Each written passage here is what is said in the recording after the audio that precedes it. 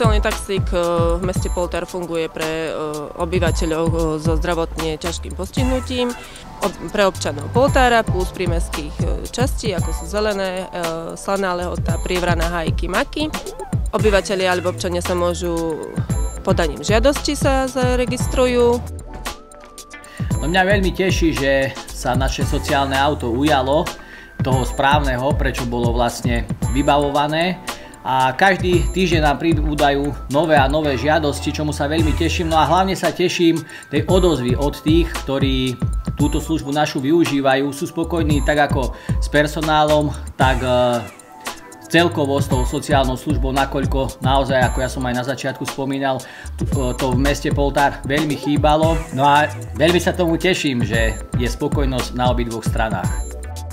Pre nás je to veľká pomoc, pretože dosť často chodíme do Lučenca. Nie vždy sa dá, že vnuk odvezie, alebo niekto z rodiny si zoberie dovolenku, tak to je veľká pomoc. Využívam túto službu 3-4 razy do mesiaca k lekárovi na rôzne vyšetrenia, na krv a injekcie. A výborný je šofér.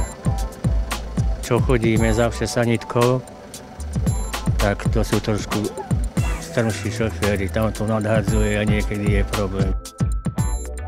Sú dní, kedy je naozaj to auto naplnené na celý ten deň, ale sú aj také dní, kedy je prázdnejšie, ale stále sme pri tom, že v podstate táto sociálna služba sa len rozbieha.